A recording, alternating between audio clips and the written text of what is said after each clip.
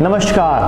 आज मैं आपको एक छोटी सी कहानी के माध्यम से ये समझाने की कोशिश करूंगा कि कैसे आप दूसरों की मदद करके अपनी आत्मा को सुखी व सही मायने में खुशी दे सकते हो और सही बताऊं तो सब कुछ पा सकते हो, यानी कि आप भी अपने सपने पूरे कर सकते हो। तो सुनते हैं कहानी।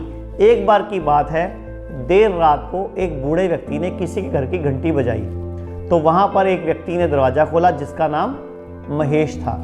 उसने दरवाज़ा खोला और देखा कि दरवाजे पर एक वृद्ध व्यक्ति खड़ा है और ऑटो से आया है। बूढ़ा व्यक्ति थका हुआ लग रहा था और उसके हाथ में एक चिट्ठी थी। उस बूढ़े व्यक्ति ने लड़के से पूछा, बेटा आपका नाम क्या है?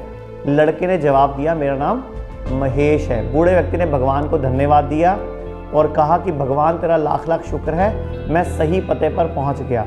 उस लड़के को कुछ समझ नहीं आया। बूढ़े व्यक्ति ने कहा, बेटा पानी पिलाओगे? महेश ने कहा कि आइए घर के अंदर। उसने उन्हें बिठाकर पानी पिलाया।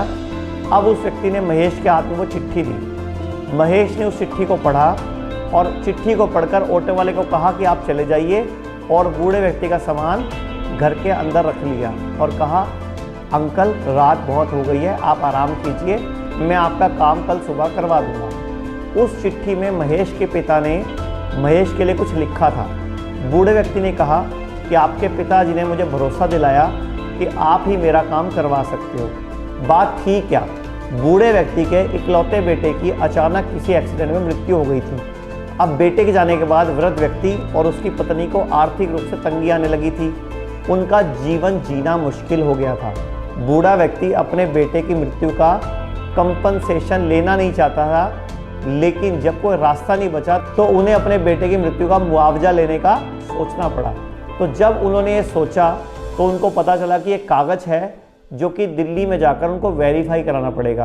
और ये बूढ़े व्यक्ति कभी भी अपने छोटे से गांव से बाहर नहीं निकले थे और दिल्ली उनके लिए बहुत ही डरावनी और बहुत बड़ी जगह थी।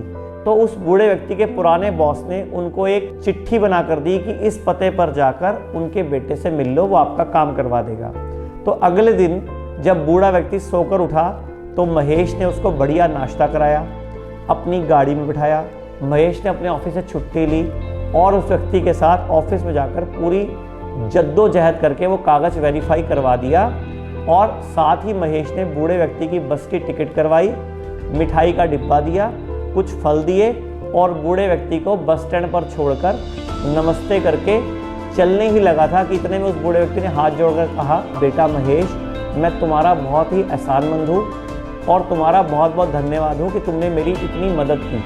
अपने ऑफिस से छुट्टी ली और तुम्हारे पिता भी धन्य हैं कि उन्होंने तुम्हारे जैसे संतान को जन्म दिया कि दूसरों की सहायता करने के लिए हमेशा तत्पर रहते हैं। इस पर महेश बोला, माफ़ कीजिएगा अंकल, मेरे पिता की मृत्यु तो 3 साल पहले हो चुकी है, मैं वो महेश नहीं हूँ जिसको आप ढूंढ रहे हो। बूढ़ा व्यक्ति कहने लगा, तो बेटा तुम्हारे घर के बाहर तो महेश निवास लिखा था। तो लड़का बोला, हाँ वो मेरा ही घर था, लेकिन मैं वो महेश नहीं हूँ जिसको आप ढूंढने आए थे। बूढ़ा व्यक्ति कुछ समझ नहीं पाया। तो महेश ने कहा, अंकल जब आप रात को आए थे आप हाँफ रहे थे, थके हुए थे, और जब मैंने आपके हाथ से लेके चिट्ठी पढ़ी तो मुझे समझ आ गया कि आपको उस कागज़ को वेरीफाई कराना कितना ज़रूरी है। तो मैंने अपने आप ही ऑफिस से छुट्टी ली और आप मुझे बहुत ही उम्मीद भरी नज़र से देख रहे थे, इसीलिए मुझे मेरे पिता का ध्यान आ गया जिनका देहांत हो चुका है। मैं उनके जीते जी जीवन में कुछ नहीं कर पाया उनके लिए, तो मैंने आपके वाले महेश को फ़ोन किया जिसका नंबर आपकी चिट्ठी पर लिखा था। तो वो तो यहाँ था ही नहीं, वो तो 1 हफ्ते के लिए बाहर गया हुआ था, तो 1 हफ्ते बाद आता। तो मैं आपकी हिम्मत नहीं तोड़ना चाहता था, इसीलिए मैं आपकी उम्मीद को ज़िंदा रखते हुए मैंने आपका काम करा दिया।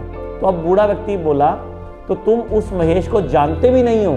तो उसने कहा, हाँ मैंने आपकी चिट्ठी में जो फ़ोन नंबर लिखा था उस पर बात करी, तब ये बात पता लगा कि वो शहर में नहीं है, 7 दिन में आएगा, तो मैं ही आपकी मदद कर देता हूँ, मैंने ये सोचा। तो बूढ़े व्यक्ति ने उस महेश को दिल से धन्यवाद दिया और अपने घर चले गए।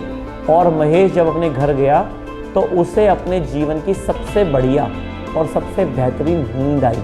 तो साथियों, इस कहानी के माध्यम से मैं आपको सिर्फ इतना कहना चाहता हूँ कि दुनिया में हर व्यक्ति सिर्फ अपने रिश्तेदारों की, दोस्तों की या सिर्फ उन लोगों की मदद करता है जिनको वो कहीं ना कहीं जानता है, क्योंकि इतने में ही उसकी दुनिया ख़त्म हो जाती है। और कुछ लोग तो ऐसे होते हैं जो इनकी भी मदद नहीं करते और कभी किसी का धन्यवाद तक नहीं करते। तो यहाँ तक कि दुनिया में ऐसे भी लोग हैं जो उस ईश्वर का भी धन्यवाद नहीं करते जिसने उन्हें बनाया है, जिसने हमें सक्षम किया, एक स्वस्थ शरीर दिया, इस लायक बनाया।